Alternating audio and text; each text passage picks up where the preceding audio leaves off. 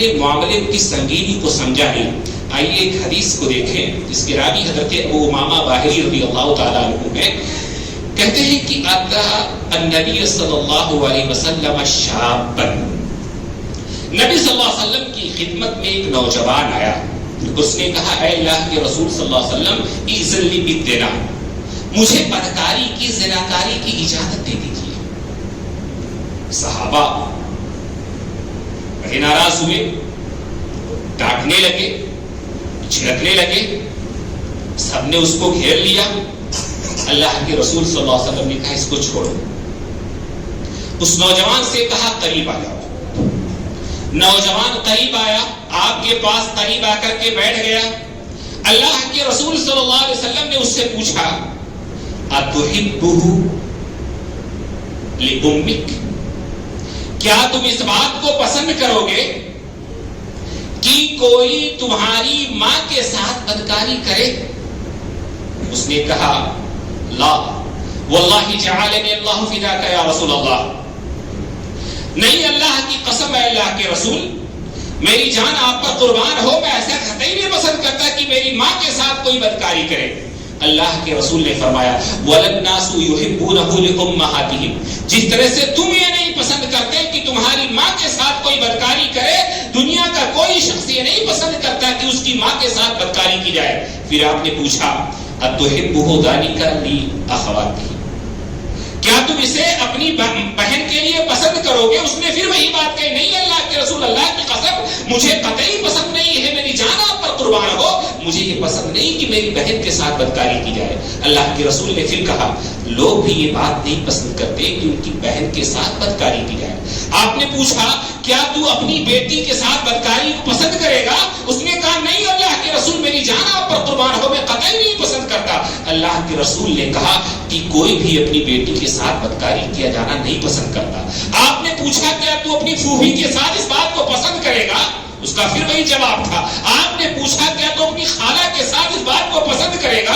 اس کا پھر وہی جواب تھا کہ اللہ کے رسول نہیں اللہ کی قسم میری جان آپ پر قربان ہو، میں کبھی نہیں پسند کروں گا کہ میری خالہ کے ساتھ میری پھوپھی کے ساتھ بھی بدکاری کی جائے.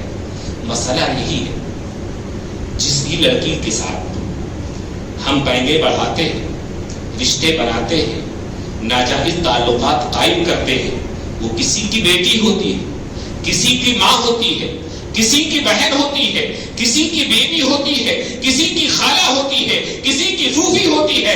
ہمیں ہماری ماں تو بڑی پیاری ہے، ہمیں ہماری بہن کی عزت تو بڑی پیاری ہے، ہمیں ہماری بیٹی کی عزت تو بڑی محبوب ہے. ہمیں ہماری خالہ کو کوئی بری نظر سے نہ دیکھے. کوئی بھی عورت ان رشتوں سے تو خالی نہیں ہوتی. اللہ کے رسول صلی اللہ علیہ وسلم نے اس نوجوان کو اپنے قریب کیا، اس کے سینے پر ہاتھ رکھا اور دعا کی اللہم اغفر ذنبہ وطہر قلبہ، اے اللہ اس کے گناہ کو بخش دے، اس کے دل کو صاف کر دے. کہتے ہیں کہ پھر اس جوان نے، حضرت ابو امامہ کہتے ہیں کبھی اس جوان نے کسی عورت کی طرف نظر اٹھا کر کے پھر دیکھا نہیں. تو بات کو سمجھیں اس بات کو کہ جو بات ہم اپنی بہن کے لیے ناپسند کرتے ہیں، ہم اپنی بیوی کے لیے پسند کرتے ہیں، اپنی ماں کے لیے ناپسند کرتے ہیں، اپنی خالہ کے لیے ناپسند کرتے ہیں، اپنی پھوپھی کے لیے ناپسند کرتے ہیں، پھر بھی یہ جانتے ہوئے کہ میرا بیٹا فلاں کی بیٹی سے چکر چلا رہا ہے، میرا بھائی فلاں عورت کے چکر میں ہے، میرا چچا، میرا پڑوسی، میرا باپ یہ فلاں سے چکر چلا رہا ہے، یہ بدکاریاں ہو رہی ہیں، ہم جان رہے ہیں، لیکن اس پر خاموش ہیں، اس پر چپ ہے.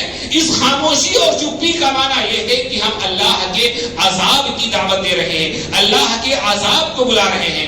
حضرت عبداللہ بن عمر کی روایت جو سنن ابن ماجہ میں آئی ہے کہ اللہ کے رسول صلی اللہ علیہ وسلم ایک دن ہمارے پاس آئے اور کہا کہ اے مہاجرین کی جماعت، میں 5 چیزوں سے اللہ کی پناہ چاہتا ہوں کہ وہ تم پر کبھی آئیں. 5 چیزوں میں پہلی چیز جو اللہ کے رسول صلی اللہ علیہ وسلم نے ذکر کی، اس میں کہا کہ لن تدخل الفاحشة في قوم قط حتى يولدوا بها الا فشى فيهم الطاعون والعوجاء التي لم تكن مضت في اصلافهم الذين مضوا. کسی بھی قوم میں، کسی بھی علاقے میں، کسی بھی بستی میں، کسی بھی قریہ میں جب بے حیائی پھیلتی ہے، بدکاری پھیلتی ہے، زناکاری پھیلتی ہے، اس کا نتیجہ نکلتا ہے کہ ایسے علاقے، ایسی بستی، ایسی قوم میں طاعون اور ایسی نادر الوجود بیماریاں جنم لیتی ہیں جس کا نام بھی ان کے باپ دادا نے نہیں سنا ہوتا. ایڈز کا نام سنا تھا، کورونا کا نام سنا تھا، بلکہ ہمارے باپ دادا تو یہ بی پی اور شوگر جیسی عام بیماریاں آج کل ہیں وہ بھی نہیں جانتے تھے اس طرح سے. لیکن اب یہ نئی نئی بیماریاں جو روزانہ آ رہی ہیں یہ سب انہی برائیوں کے انجام ہیں. ان کے جو ظاہری اسباب، سائنٹیفک اسباب، ڈاکٹر کے اسباب ہیں وہ الگ ہیں، لیکن کچھ معنوی اسباب بھی ہیں جن کی سزا کے طور پر اللہ تعالی ہمیں یہ سب دیتا ہے. وہ